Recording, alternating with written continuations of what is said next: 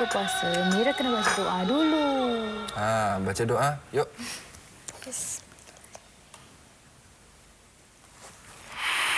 Amin. Pandai anak ayah.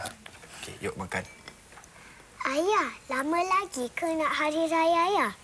Mira dah tak sabar lagi.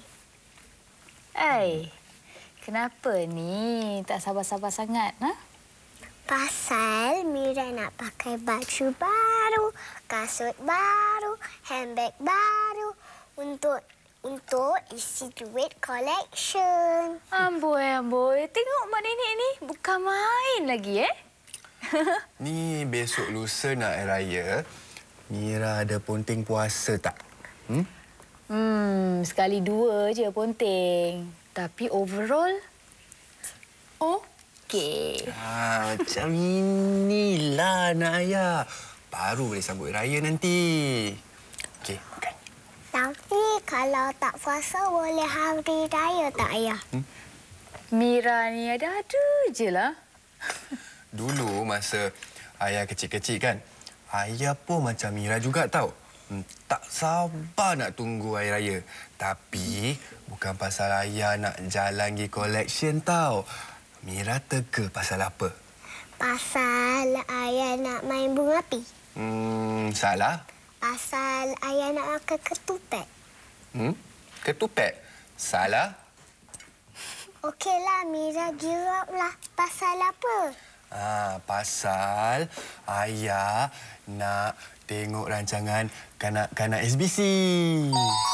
Selamat Hari Raya, Dila. Selamat Hari Raya, Bobo. Dan sekarang, terimalah dari bengkel kanak-kanak SBC rancangan istimewa Hari Raya Aidilfitri.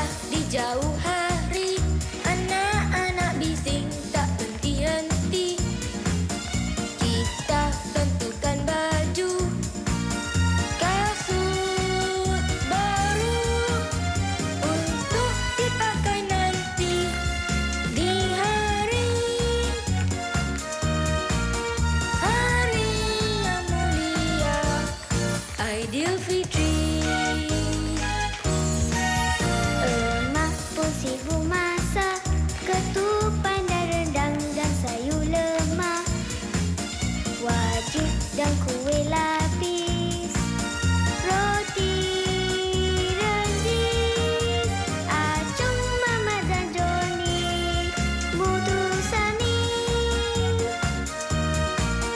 Sama-sama makan hidangan kami. Selamat Hari Raya, Hari Raya. Selamat Aidilfitri. Selamat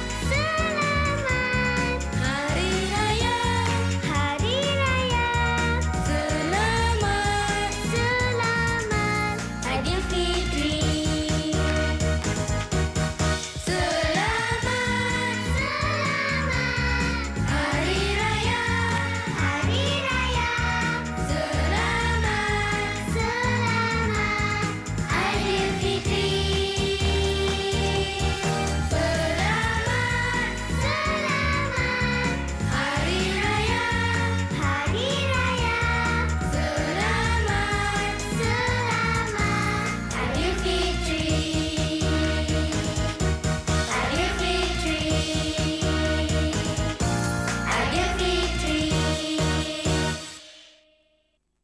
Itulah hari raya yang paling best bagi ayah masa kecil-kecil dulu tau. Kiranya kalau macam gitu, Mira pun nak joget dengan Blip lah. Kecil. Mari Blip, kita masuk dalam.